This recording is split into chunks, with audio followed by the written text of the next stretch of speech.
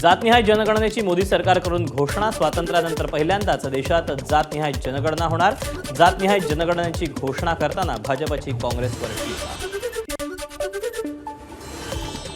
जातीय जनगणनेच्या निर्णयासंदर्भात काँग्रेस नेते राहुल गांधी यांची पत्रकार परिषद। सरकारच्या निर्णयाला दिला पाठिंबा। देशासाठी आज सुवर्ण दिवस। जातनिहाय जनगणनेवर मंत्री चंद्रशेखर बावनकुळे यांची प्रतिक्रिया। अनेक दशकांपासून याबद्दलची मागणी होती। आतापर्यंत एससी एसटी आणि इतर अशी जनगणना होत होती, मात्र आता एससी एसटी आणि इतर जातीनिहाय गणना केली जाणार। बावनकुळे यांची माहिती। राष्ट्रवादी काँग्रेस पक्षाने जातनिहाय जनगणनेची मागणी केली होती, त्यानुसार सरकारने मागणी मान्य केली। राष्ट्रवादीचे खासदार सुनील तटकरे यांची मागणी।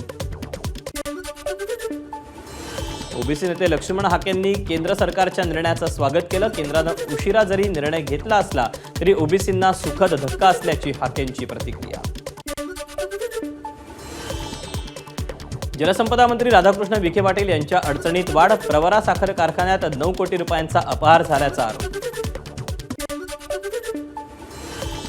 10,000 शेतकऱ्यांच्या नावानं बोगस कर्ज आणि कर्जमाफी।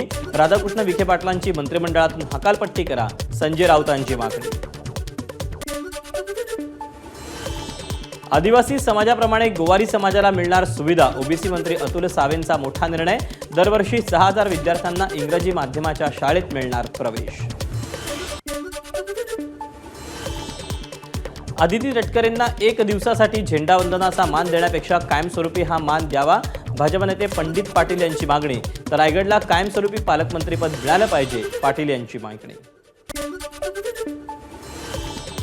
आरक्षणासह इतर मागण्यांसाठी 29 ऑगस्टला मुंबईत धडक देणार। मराठा आंदोलक मनोज जरांगे यांची मोठी घोषणा। अक्षय तृतीयेच्या मुहूर्तापासून वटपौर्णिमेपर्यंत विठ्ठल रखुमाईला आमरसपुरीचा नैवेद्य। भाविकांसाठी अन्नक्षेत्रात आमरसपोळीचा महाबेद। अक्षय तृतीयेच्या मुहूर्तावर श्रीमंत दगडूशेठ गणपती हलवाई मंदिराला आणि बाप्पाला 11,000 आंब्यांचा महानैवेद्य। मंदिरावर फुलांनी साकारलेल्या आंब्यांच्या प्रतिकृती। गाभाऱ्यापर्यंत फुलांनी केलेली सजावट पाहण्यासाठी भाविकांची गर्दी। नाशिकमधील चांदीच्या गणपती मंदिरातही अक्षय तृतीयेनिमित्त आंब्यांची आरास। तब्बल 251 किलो आंब्यांचा वापर करूनही बाप्पासमोर ही आरास साकारली।